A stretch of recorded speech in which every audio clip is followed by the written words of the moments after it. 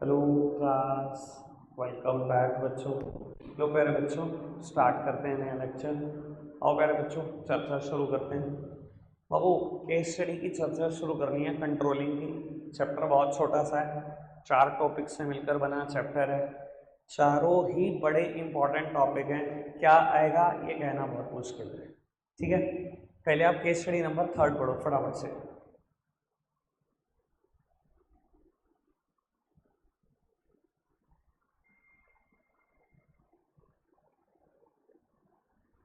पढ़ने का तरीका पता है ना सबको। पहले रिक्वायरमेंट, फिर केस। सीधा मत पढ़ने बैठ जाना।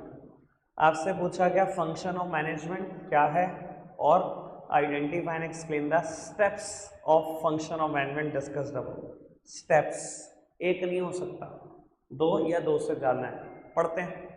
Textile manufacturer Super Textiles reported 43% fall in its profit in the fourth quarter ended 31st of March 17, which is beyond the acceptable range 25% decided by the company. कहते हैं this was due to higher fuel cost and lower yield on account of demonetization. लो जी सुनते हैं। कोई company या धंधा करती है textiles का। सर, नवंबर 16 में डिमोनेटाइजेशन हुआ था जो 31 दिसंबर तक चला। कहता है कंपनी का जो लास्ट क्वार्टर था जो 31 मार्च 17 को खत्म हो रहा था, 1 जनवरी 17 को शुरू हुआ होगा, 31 मार्च 17 को। कहता है कंपनी ने रिपोर्ट किया कि उसके प्रॉफिट 43% से गिर गए, लेकिन उनकी एक्सेप्टेबल रेंज, बर्दाश्त करने की ताकत 25% की थी।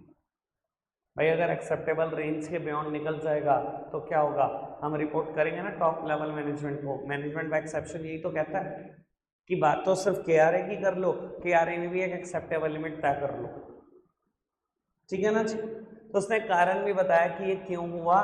फ्यूल कॉस्ट बढ़ रहे थे और कहीं ना कहीं लो यील्ड आ रही थी। चलो जी आगे बढ़ो। The company aims to implement cost saving measures by restructuring contract and its business processes to meet its target in future.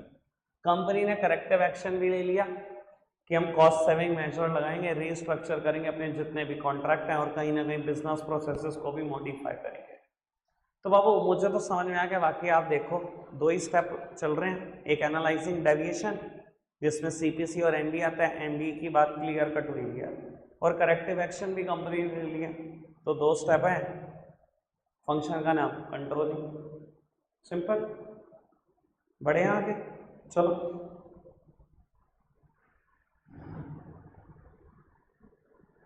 आप पढ़ोगे, मैं नहीं पढ़ूंगा। आंसर 1 मिनट में।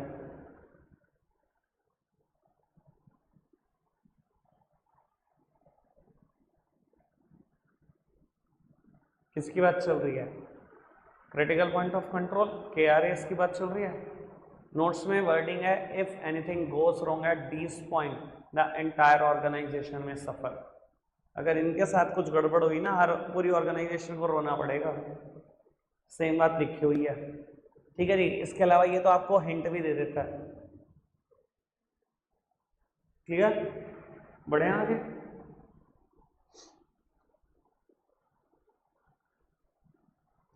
ठीक है, मेरी तरफ देखना बेटा। चलो अभी तो खैर मुश्किल बात नहीं आएगी। अच्छा, कोई आप में से ऐसा है जिसने मुझसे स्टाफिंग नहीं पढ़ा हुआ? आपसे स्टाफिंग वाली बात नहीं होगी, बाकी सारी हो जाएगी। इस क्वेश्चन में स्टाफिंग की भी बात आएगी। कहता है identify the functions of management discussed above. इस केस में बताना है मैनेजमेंट के कौन कौन से फंक्शंस डिस्कस हुए हैं, plural sense. State the 2 steps in the process of each function. दोनों के दोनों फंक्शन के 2 फंक्शन निकलेंगे, एक कंट्रोलिंग एक स्टाफिंग। उनके दोनों दोनों स्टेप्स भी बताने हैं, कौन कौन से डिस्कस हुए हैं केस में। भाई स्टाफिंग प्रोसेस याद है? Estimating man power requirement, recruitment, selection, placement and orientation, training and development, performance appraisal, promotion and career planning, compensation. Controlling तो अभी याद किया है, तो 5 स्टेप से मिलकर बना, बच्चों वाली बात है। तो बाबू इनके प्रोसेस के 2 स्टेप डिस्कस हुए हुए हैं, वो भी हमें आइडेंटिफाई करके देने हैं। चलो जी, और वैल्यू वाला क्वेश्चन तो कोर्स का पार्ट है ही। पढ़ना, केस पढ़ना।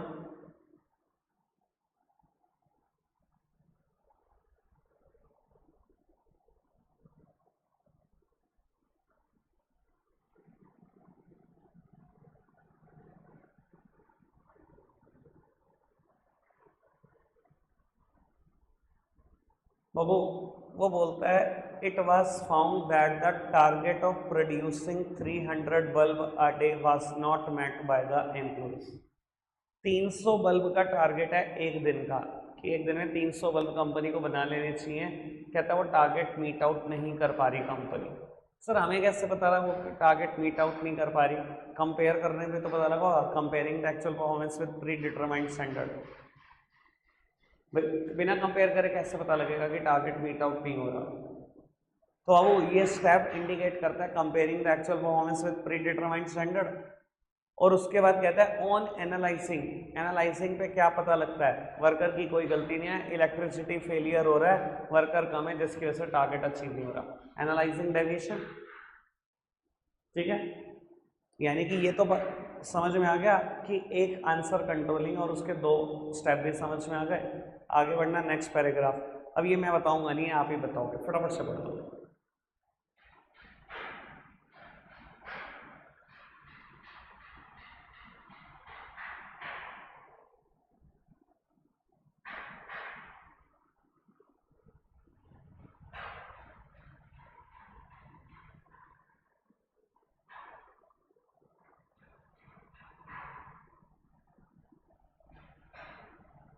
डन।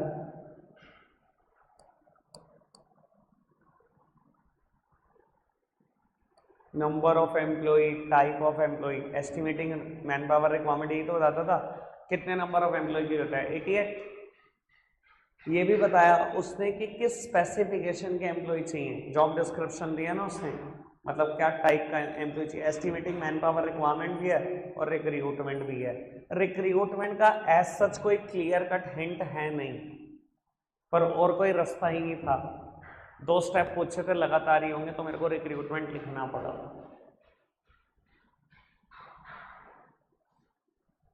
आगे बढ़ सकते हैं बाबू। अब ना मैं एक बात आपको बता देता हूँ, अगले ना 5-7 क्वेश्चन एक जैसे आएंगे, ठीक है। कंट्रोलिंग की केस स्टडी सबसे ज़्यादा आसान है, जैसे चैप्टर सबसे ज़्यादा आसान है वैसे इसकी केस स्टडी भी है। बाबू अगर आपको कहे ना आइडेंटिफाई कर दो स्टेप्स ऑफ कंट्रोलिंग प्रोसेस, ठीक है। आपको पहला स्टेप मिल गया सेटिंग परफॉर्मेंस स्टैंडर्ड, आपको दूसरा स्टेप भी मिल गया मेजरमेंट ऑफ एक्चुअल परफॉर्मेंस, तीसरा स्टेप नहीं भी मिल रहा ना तो भी लिखना है comparing actual performance with predetermined standard. भाई अगर स्टैंडर्ड मिल चुका है और एक्चुअल परफॉर्मेंस मिल चुकी है तो कंपेयर हो जाएगा ना। केस स्टडी ज़्यादातर स्टैंडर्ड बताती है कहाँ सेट हुआ, ये भी बताती है एक्चुअल परफॉर्मेंस क्या आई, कभी ये नहीं बताती कि कंपेयर करा। समझ में आई बात? अगर दो स्टेप मिल भी गए ना तो लिख देना तीसरा भी मिल गया, ठीक है। अभी मैं आपको इसका एग्जांपल दे देता हूँ, पढ़ते हैं। Identify the function of management discussed above, B part. State the steps in the process of function identified which are discussed in above para. Above para में कौन कौन से स्टेप डिस्कस हुए, पढ़ना 1 मिनट आप।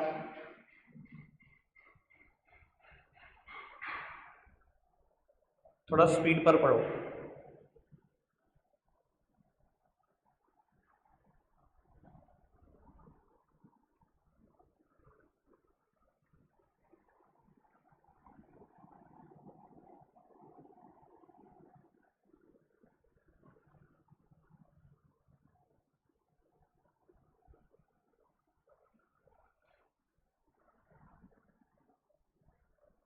टारगेट सेटिंग परफॉर्मेंस स्टैंडर्ड कहता है all the worker are, मतलब यहाँ तक तो पढ़ लिया, even then assembling of AC per day 800 per unit. Measurement of actual performance अब कहीं पर है comparing actual performance with predetermined standard, लिख देना।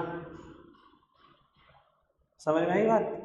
और देखो उसके बाद to find out the reason the company compared actual performance of each worker and observe through CCTV that some of the worker were busy in gossiping. Sir analysing deviation, corrective action की बात नहीं हुई कि worker के ऊपर action क्या लिया गया, कारण पता लगा कमी क्यों आई। देखो कंपेयरिंग वाली बात कहीं नहीं लिखी थी, पहला स्टेप भी लिखा है, दूसरा भी लिखा है, चौथा भी लिखा है, तीसरे का हिंट नहीं है। पर बाबू आप खुद समझो, अगर स्टैंडर्ड मेरे पास एक्चुअल पॉइंट्स मेरे पास है तो कंपेयर नहीं करूंगा क्या मैं? क्लियर है? सारी केस स्टडी में बात कॉमन है, अगली जितने भी पढ़ोगे। डन, बढ़ जाए आगे। पढ़ो जी, सिर्फ फंक्शन ऑफ मैनेजमेंट बताना है। B part, briefly state the procedure to be followed so that actual production में come up to the target production. कहता है आप क्या प्रोसीजर लोगे कि आपकी एक्चुअल परफॉर्मेंस टारगेट के अकॉर्डिंग आए। मैं आपको बता देता हूँ, कुछ नहीं, टेकिंग करेक्टिव एक्शन लिख देना, पॉसिबल कॉजेज ऑफ डेविएशन और टेकिंग करेक्टिव एक्शन लिख देना, आपकी कहानी खत्म, केस भी नहीं पढ़ना। ऐसा क्या करें कि हमारी एक्चुअल परफॉर्मेंस स्टैंडर्ड के अकॉर्डिंग आ जाए, मतलब नहीं आ रही ना, करेक्टिव एक्शन लोगे तभी तो आएगी। और ए पार्ट का आंसर मिल गया कंट्रोलिंग, केस नहीं पढ़ना आपको, ठीक है। मुझे बताओ कौन सही बोल रहा है, राजीव या संजीव? 2 पर्सन की स्टेटमेंट है, बताओ कौन सही बोल रहा है, फटाफट से पढ़ो।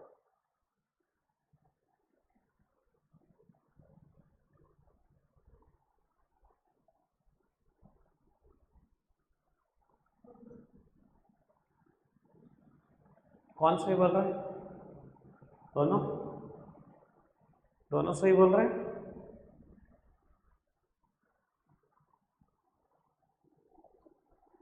हमने दोनों के बारे में पढ़ा, difference between planning and controlling में। ए पार्ट पढ़ आप रहे हो?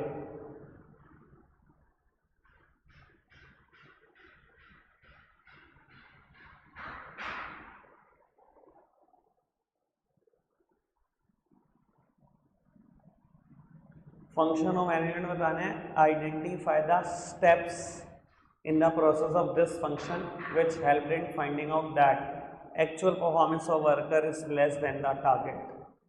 बाबू यहीं रायता कर दिया इसने, कहता है वो सभी स्टेप्स बता दो जिससे आपको पता लगा कि एक्चुअल परफॉर्मेंस स्टैंडर्ड के अकॉर्डिंग नहीं आई। सर ये पता लग गया कि नहीं आंसर कंट्रोलिंग है। अब रही बात स्टेप की, वो भी पता लग जाएंगे, टेंशन है लो। B part, to complete the process of functions function identified in A and to ensure the performance as per time and motion studies, explain what further steps a manager has to take।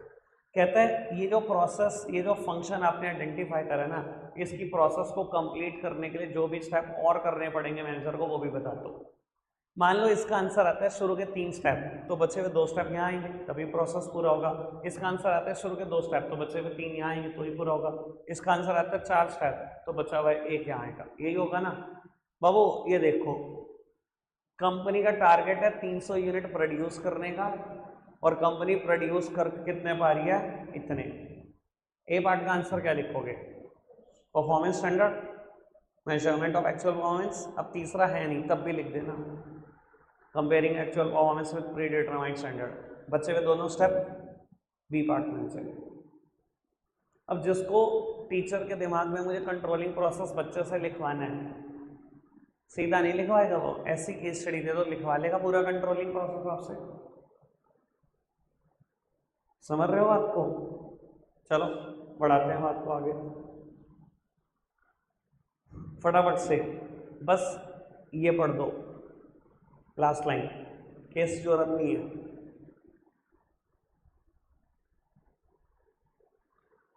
Taking corrective action notes वाला explain करना है, possible causes of deviation और उनके corrective action. Done बाबू? A part आप पढ़ना, B मैं पढ़ूंगा, फटाफट पढ़ो।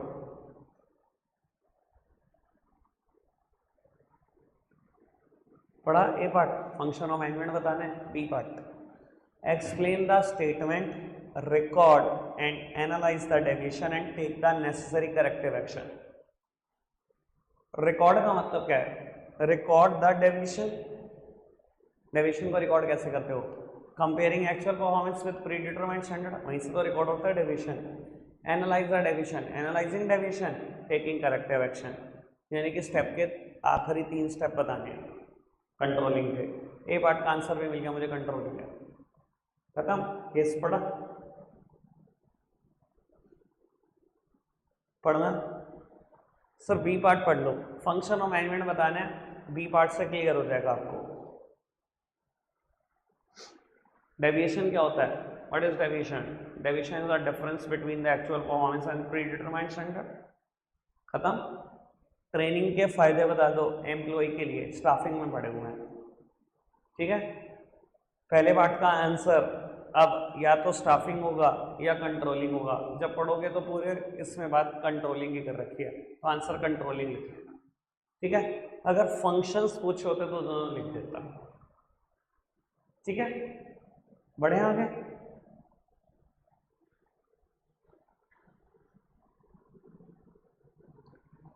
ए पार्ट आप पढ़ना, रिक्वायरमेंट।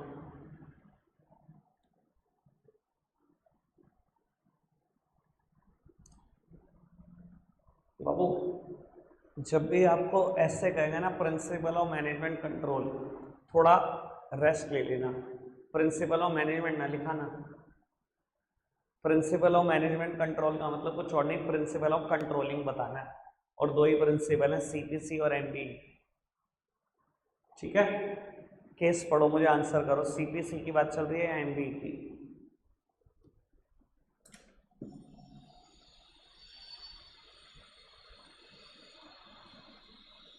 हाँ जी, क्या निकला? क्रिटिकल पॉइंट कंट्रोल या management of exception? Last line है answer. For example a deviation of 20,000 और more in purchase cost will be reported to the concerned department manager। अगर परचेज कॉस्ट में 20,000 या उससे ज़्यादा का फर्क आया तो वो रिपोर्ट करेंगे। मतलब 19,999 तक बर्दाश्त करने की लिमिट है ना आपकी, वो तो रिपोर्ट नहीं कर रहे आप sir. Acceptable limit clear cut समझ में आ रही है बात, मैनेजमेंट और एक्सेप्शन ही तो है। ओके, बढ़िया आगे चल पढ़ना जी। ए और बी पार्ट पढ़ दो, बी पार्ट पढ़ते ही ए पार्ट का आंसर आपके सामने होगा।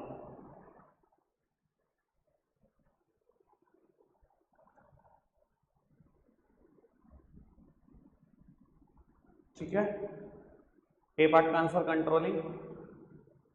सी पार्ट पढ़ना, स्टाफिंग जिन्होंने किया हुआ है उनके लिए सोर्स ऑफ रिक्रूटमेंट बताना है। यहां से लेकर यहां तक पढ़ दो, लास्ट लाइन आंसर आ जाएगा।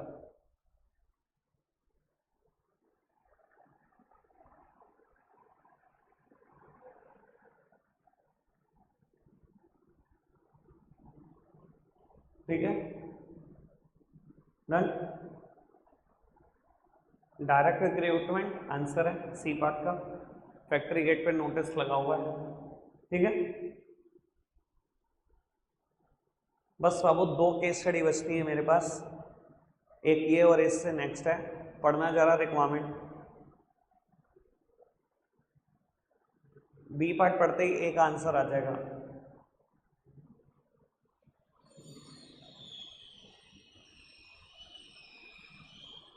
ये स्टेटमेंट कौन से फंक्शन में पढ़ी है आपने, ये भी पता है आपको, कंट्रोलिंग में पढ़ी है ना, ठीक है, done.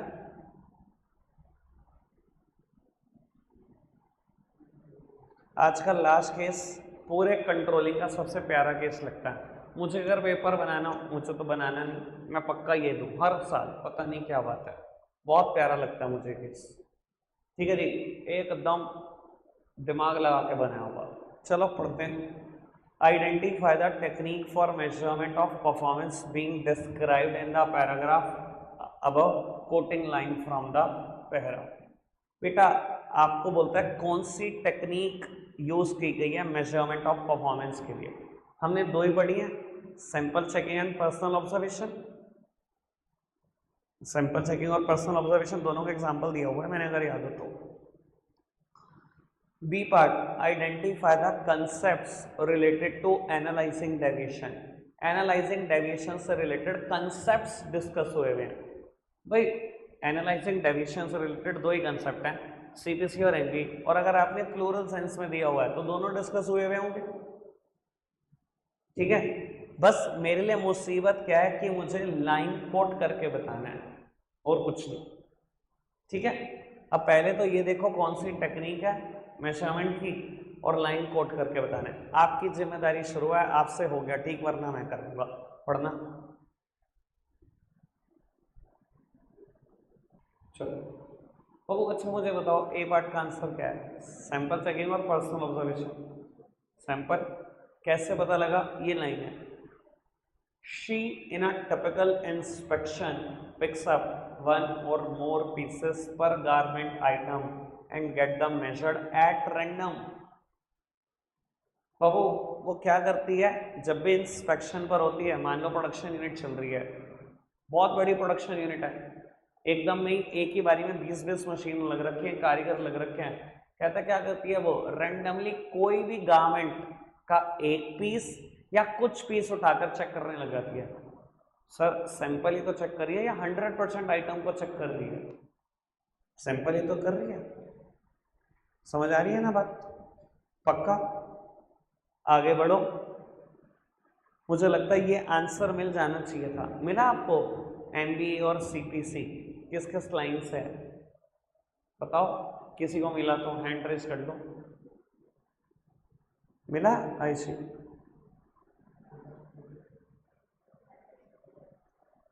Last line, third last also,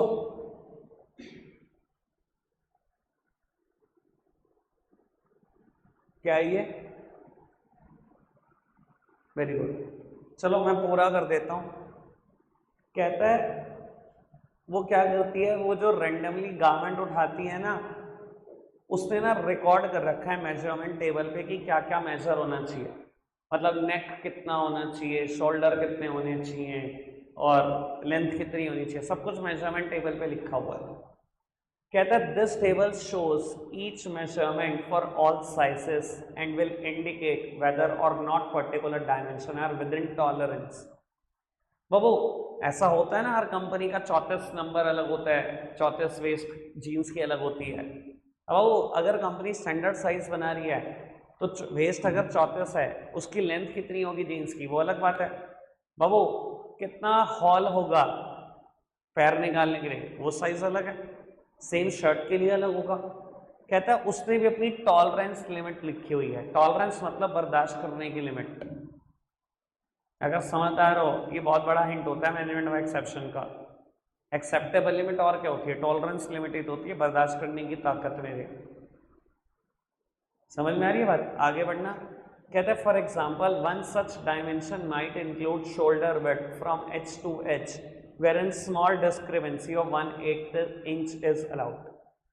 बाबू एग्जाम्पल के तो उस पे उसने बताया अगर शोल्डर उसने नापे उस गारमेंट के जो उसको चेक कर रही है, अगर वहां पर लिखा हुआ था ना, कुछ भी समझ लो, मुझे नहीं पता कितना, मान लो 12 इंच, कहता सिर्फ कितनी डिस्क्रिपेंसी अलाउड है? 1/8 इंच की। अगर 1/8 इंच तक भी डिफरेंस आ रहा होगा तो वो झेल लेगी। उसके बाद तो उसे एम्प्लॉय की वाट लग जाएगी, वो उसकी बर्दाश्त करने की लिमिट से बाहर निकल गया। सेम बात उसने बोली, whereas a deviation up to 1/4 inch is allowed from neck width from H to H measurement। अगर नेक की बात करें तो कितना अलाउड है डेविएशन? 1/4 इंच का। तो अब वो ये मैनेजमेंट में एक्सेप्शन तो है कि टॉलरेंस लिमिट बता रखी है, बर्दाश्त करने की लिमिट बता रखी है। सच मायने में यहीं से ही मुझे हिंट मिलना शुरू हो गया था, ठीक है। लेकिन आप अगर लाइन कोट करोगे तो फॉर एग्जाम्पल से लेके कोट कर देना यहां तक, मेजरमेंट तक, ठीक है। आगे बढ़ो। She also asked the worker to put a garment on a model और a dummy to check that it fits correctly. आगे बड़े काम की बात है। Also for the aspects which are critical to the garments, उन एक्सपेक्ट्स के लिए जो क्रिटिकल है किसी भी गारमेंट के लिए, दैट इज, वैसे ये हिंट बहुत बड़ा है। Also for the aspects which are critical to the garments, that is fasteners like button and zipper, a fatigue test is carried out by testing each of them 50 times to ensure that there is no loss of function after use। Babu button और zipper किसी भी garment के critical part है। कहते हैं इनको 50-50 बार check किया जाता है कि 50 बार भी इनका फंक्शन खराब ना हो। बाबू की रिजल्ट एरियाज हैं गारमेंट के हिसाब से, KRAs हैं, CPC आंसर है। समझ में आती है बात? मुझे बहुत अच्छी लगती है केस स्टडी, बाकी देखो पेपर में आएगा क्या। कंट्रोलिंग चैप्टर आज खत्म हो जाता है ऑफिशियली। 50% सिलेबस हम खत्म कर चुके हैं। कल आएंगे एक बड़ा चैप्टर शुरू करेंगे, चैप्टर का नाम होगा डायरेक्टिंग। ठीक है, आपकी इसी बुक का 7th चैप्टर है। ठीक है, उसके बाद बेटा मैं कराऊंगा प्लानिंग, और ये बुक के लगभग 7 चैप्टर खत्म हो जाएंगे आपके। ठीक है पुत्र, रखते हैं आज के लिए इतना ही है। Bye bye.